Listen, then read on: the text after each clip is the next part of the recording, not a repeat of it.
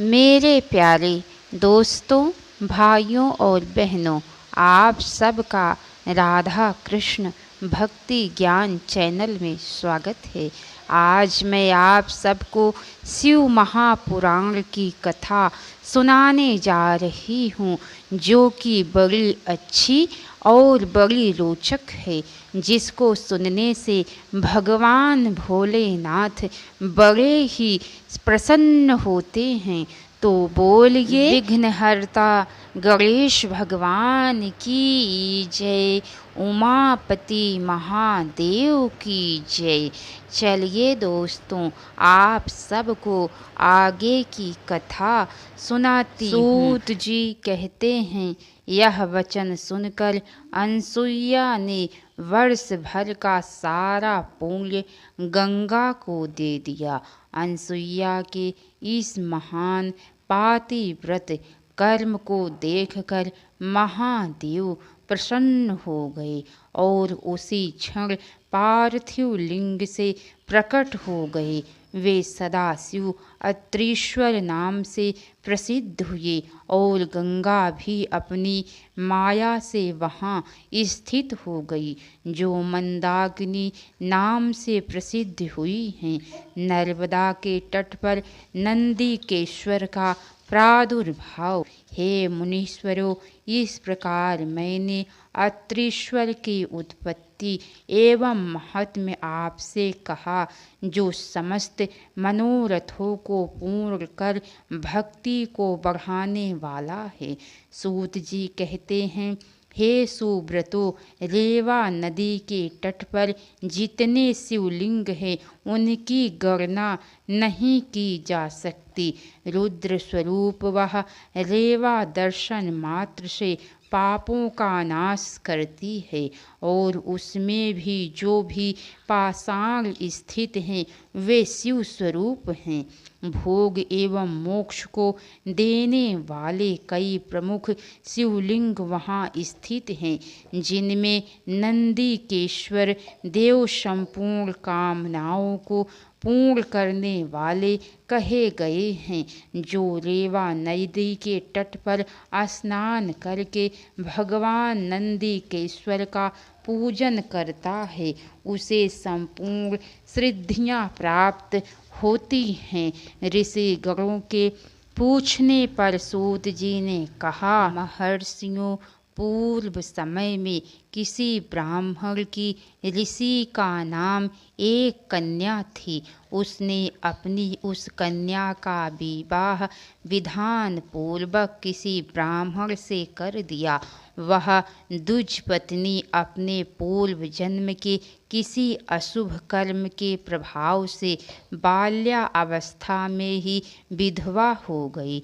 तब वह ब्राह्मण पत्नी ब्रह्मचर्य व्रत के पालन में तत्पर हो पार्थिव पूजन पूर्वक कठोर तप करने लगी।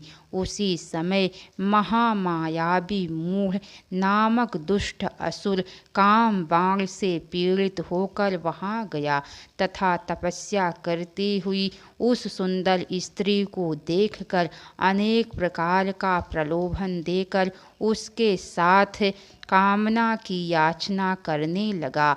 तपस्या में संलग्न उस ब्राह्मणी द्वारा तिरस्कृत हुए उस दैत्य ने उस पर अत्यंत क्रोध किया। अपना विकट रूप दिखाते हुए दुर्वचन कहकर डराने लगा। तब शिवपरायण वह दुज पत्नी भयभीत होकर अत्यंत व्याकुल हो शिव नाम का जप करती हुई अपने धर्म की रक्षा के लिए शिव जी की शरण में चली गई।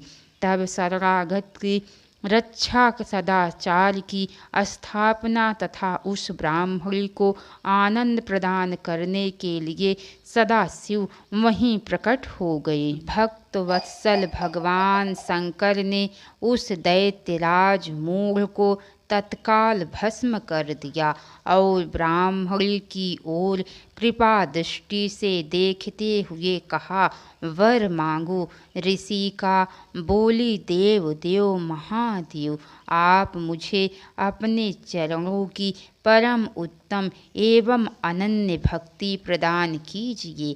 हे प्रभु, मेरी दूसरी प्रार्थना है कि आप लोक कल्याण के निमित्त यहीं पर निवास कीजिए। भगवान शंकर ने कहा, हे ऋषिके, तुमने जो जो वर मांगे उन सभी को मैं तुम्हें प्रदान करता हूँ।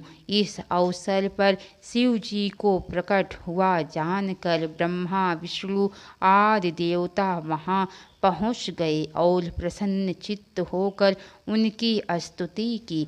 इसी प्रकार भगवती गंगा जी ने वहाँ आकर साध्वी ऋषिका के भाग्य की प्रशंसा करते हुए प्रसन्न चित्त होकर उससे कहा, हे साध्वी, तुम वैशाख महीने में एक दिन मेरे कल्याण के लिए अपने समीप में रहने का मुझे वचन दो, जिससे मैं एक दिन तुम्हारा सामीप्य प्राप्त करूं। गंगा जी का वचन सुनकर उस साध्वी ने इसे स्वीकार किया। शिव जी भी उसके द्वारा निर्मित उस पार्थिव लिंग में अपने पूर्ण अंश से प्रविष्ट हो गए।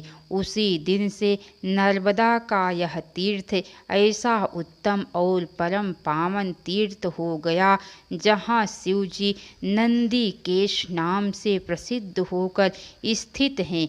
गंगा भी प्रतिवर्ष वैशाख मास की सप्तमी के दिन सबके कल्याण की इच्छा से तथा अपने उस पाप को धोने के लिए वहाँ जाती हैं जो मनुष्य से वे ग्रहण करती हैं।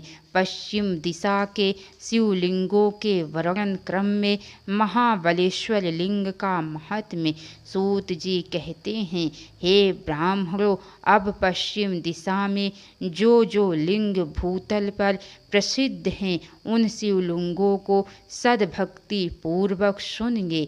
कपिला नगरी में कालेश्वर एवं रामेश्वर नामक दो महादिव्य लिंग हैं जो दर्शन मात्र से पापों को नष्ट करते हैं।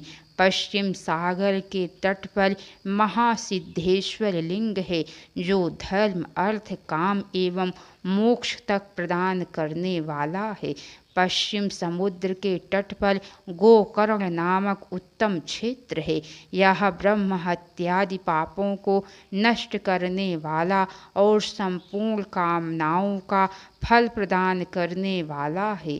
गोकर्ण क्षेत्र में करोड़ों शिवलिंग हैं और पग पग पर असंख्य तीर्थ हैं।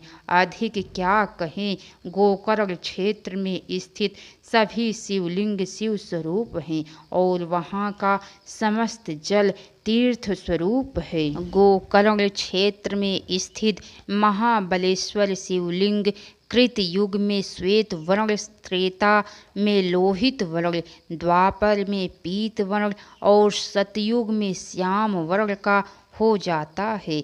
महापाप करने वाले लोग भी यहाँ गोकर्ण क्षेत्र में विराजमान महाबलेश्वर लिंग की पूजा कर शिव पद को प्राप्त हुए हैं। उत्तर दिशा में विद्यमान शिवलिंगों का वर्णन सूत जी बोले, हे ब्राह्मणों, अब मैं उत्तर दिशा में विराजमान मुख्य मुख्य शिवलिंगों का वर्णन कर रहा हूँ। गोकर्ण नामक एक दूसरा भी पाप नाशक क्षेत्र है। वहाँ पर एक विस्तृत महावन है जिसमें चंद्रभाल नामक उत्तम शिवलिंग है जिसे रावण सद्भक्ति पूर्वक लाया था। गोकर्ण में स्नान कर तथा चंद्रभाल का पूजन कर मनुष्य अवश्य ही शिवलोक को प्राप्त करता है। मिश्री नामक उत्तम तीर्थ में दधीच नामक शिवलिंग है। इसे दधीची मुनि ने स्थापित किया था। वहाँ जाकर विधि पूर्वक स्नान कर दधीचेश्वर का आदर पूर्वक पूजन करना चाहिए। नैमिषारण्य में सभी ऋषियों द्वारा स्थापित ऋषीश्वर नामक शिवलिंग है। उसके दर्शन एवं पूजन से पापी लोगों को भी भोग तथा मोक्ष प्राप्त होता है। देवप्रयाग तीर्थ में ललितेश्वर नामक शिवलिंग है। उसकी पूजा करने से सभी प्रकार के पाप दूर हो जाते हैं। पृथ्वी पर प्रसिद्ध नेपाल नामक पुरी में पाशुपतीश्वर नामक शिवलिंग है, जो संपूर्ण कामनाओं को पूर्ण करता है। इसके समीप मुक्तिनाथ नामक अत्यंत अद्भुत शिवलिंग है। उसके दर्शन एवं अर्चन से संपूर्ण मनोरथ पूर्ण होते हैं। 12 ज्योतिर्लिंगों का वर्णन आगे के अध्यायों में हाटकेश्वर लिंग एवं अंधकेश्वर लिंग आदि लिंगों की महिमा का वर्णन करने के उपरांत सूत जी ने 12 ज्योतिर्लिंगों के प्रादुर्भाव की कथा एवं उनकी महिमा का वर्णन कई अध्यायों में विस्तार पूर्वक किया है। इसके आगे की कथा दोस्तों आप सबको कल सुनने को मिलेंगी।